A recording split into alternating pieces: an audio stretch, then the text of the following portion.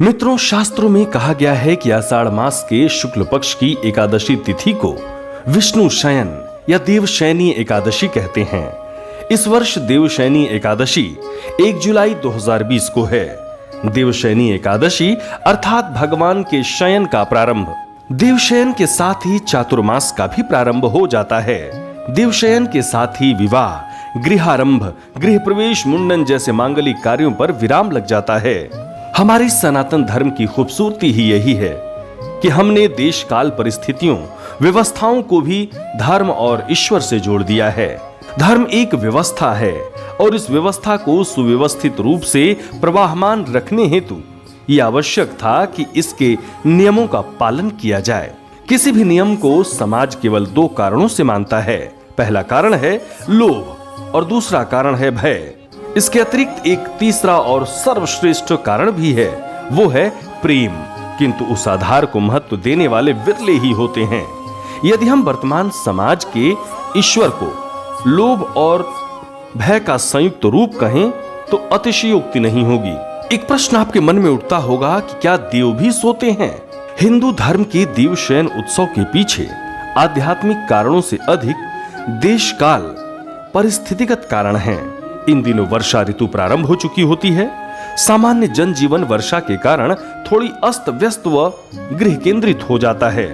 यदि आध्यात्मिक परिप्रेक्ष्य में देखें तो देवशयन कभी होता ही नहीं है। जिसे निद्रा छू ना सके और जो व्यक्ति को निद्रा से जगा दे वही तो ईश्वर है।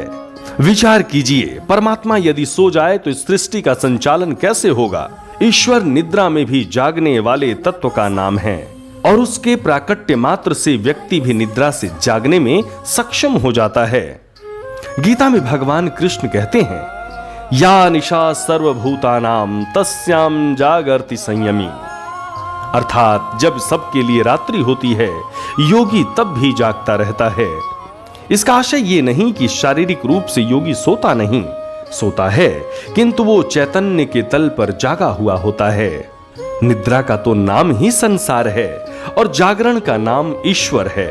आप स्वयं विचार कीजिए कि वो परम जागृत तत्व कैसे सो सकता है। देवशयन, देव जागरण, ये सब व्यवस्थागत बातें हैं। वर्तमान पीढ़ी को यदि धर्म से जोड़ना है तो उन्हें इन परंपराओं में छिपे उद्देश्यों को समझाना आवश्यक है। हम देवशयन को अपनी कामनाओं और वासनाओं के संयम के संदर्भ में देखते हैं। हमारे शास्त्रों में भी देवशयन की अवधि में कुछ वस्तुओं के निषेध एवं वर्जनाओं के पालन के निर्देश हैं, जिसके साधक देवशयन की अवधि में संयमित जीवन यापन कर सकें। देवशयन हमें त्याग के मार्ग पर अग्रसर करने में सहायक होता है। आइए शास्त्रानुसार जाने की देवशयन की अवधि में एक साधक के लिए कौन से नियम और अनुशासन का पालन करना श्रेयस्कर है। जो साधक वाक सिद्धि प्राप्त करना चाहते हैं वो देवशयन की अवधि में मीठे पदार्थों का त्याग करें। जो साधक दीर्घायु व आरोग्य की प्राप्ति चाहते हैं वे देवशयन की अवधि में तली हुई वस्तुओं का त्याग करें। जो साधक वंश वृद्धि व पुत्र पौत्रादि की उन्नति चाहते हैं वो देवशयन की अवधि में दूध एवं दूध से बनी वस्तुओं का त्याग करें। जो साधक अश्वमेध यज्ञ का फल प्राप्त करना चाहते हैं वे देवशयन की अवधि में धातु के पात्र का त्याग कर पत्तों पर भोजन करें।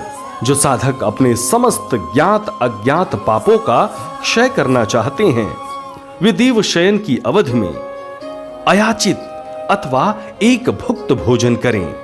यह है मित्रों देवशयनी एकादशी का नियम।